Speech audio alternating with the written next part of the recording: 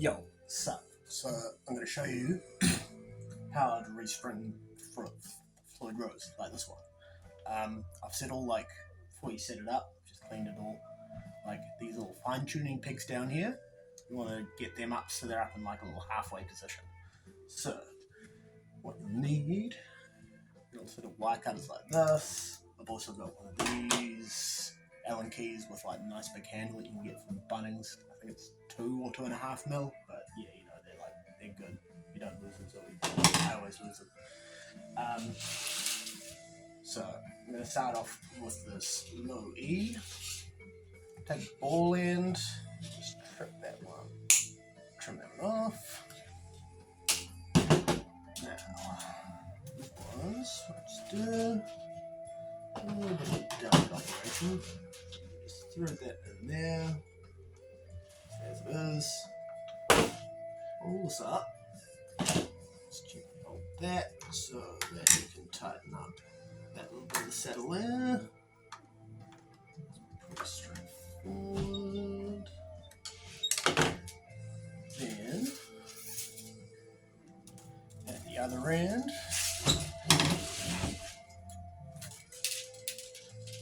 one through the peg, and like the mount here, I usually try to get like one that peg so it goes a bit that way. I don't want too many winds, especially on these thick strings, so usually with like that sitting about 2 centimeters or so is probably a pretty good little margin there. And just holding it down up here on the nut, warm that up and bend this a little bit out of your way so it doesn't keep scratching against other stuff. And you don't want to tighten it all the way yet. When you get to here, and to keep these little windings nice and tight on your pegs, put your thumb up and under there. And you want to tighten it up till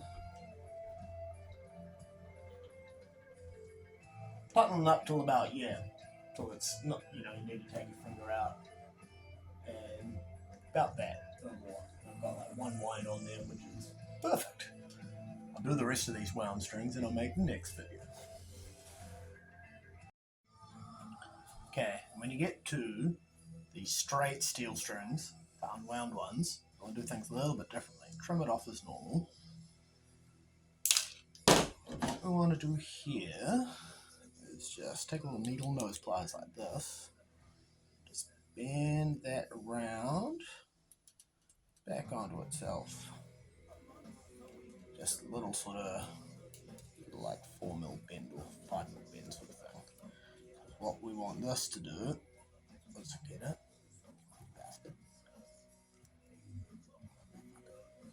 What we want this to do is that it's got more surface area for the little saddle to grip onto, which will stop it from popping out when we go to do some like wow wow wow dive bombs or some cool shit like that. It's finicky. There we go. Cool. Look at that. Then we just slot that in and do the rest of the unwound strings like that. Okay, so I've got the strings in. I've just left them untrimmed for now, and they're all nice and tight, and the saddle's there. Bridge is still sitting pretty low, and what we want here is that the bridge we want sort of, most of the time, depending on how it's set up, you have them sort of sitting up about there or so. So here's the real tricky part with sort of getting this to kind of work. You want to get the string sort of pretty close to being in close enough to the tension they need to be at, because these thick strings are going to take a lot more of the weight of the bridge. So I'll do another video to show you what that one does. Okay, so 2 hands for this one. What I do is bring the bridge up to sort of about where I want to get it to sit, and hold it pressing down like that. Screwdriver, and then at tuning pegs.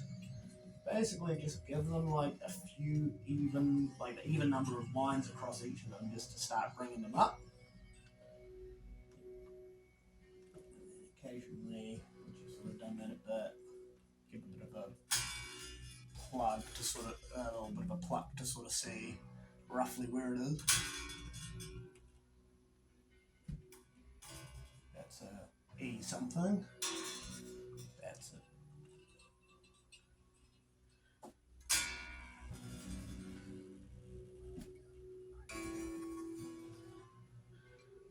Just get them like, I don't know, usually you get a pretty good feel for like how rubber bandy these things should or shouldn't be.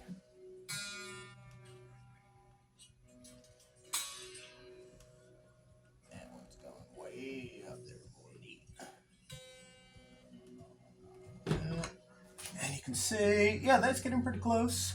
So I'll do that once more and then like actually tune the strings. Okay, got my tuner out for this. So here's a little trick which I reckon makes a lot of sense when you're tuning up these and you want to get more like, and like, you know, saying you're doing standard tuning, assuming. Like, so I'll get this one up to an E first.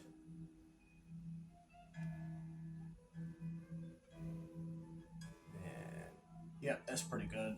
Maybe a tiny bit flat. Next is A.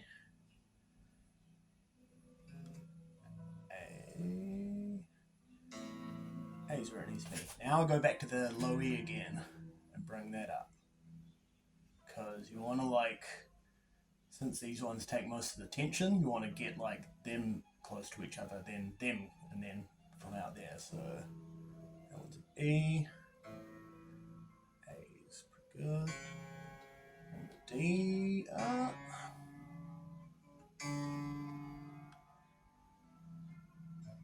And then back to the E again. It's gone down a fair bit. It's always going to be that low E most. And it's going a bit flat again. And remember, the strings are stretching out right now too, so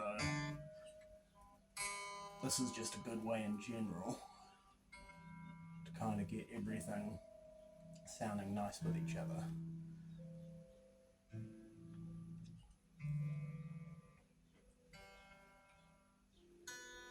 B's good.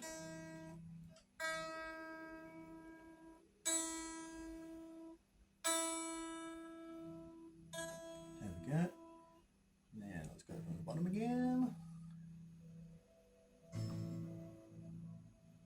Ooh, that's a little bit sharp there.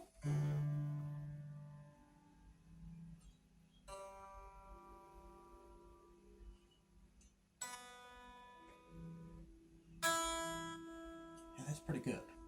Okay, what I'm going to do is lock these in, do some bends, and then retune it again. But that's, once you get in and play that for a bit and sort of, I try to avoid touching these too much. Actually, one other thing to check is, yep, intonation's still good. Perfect.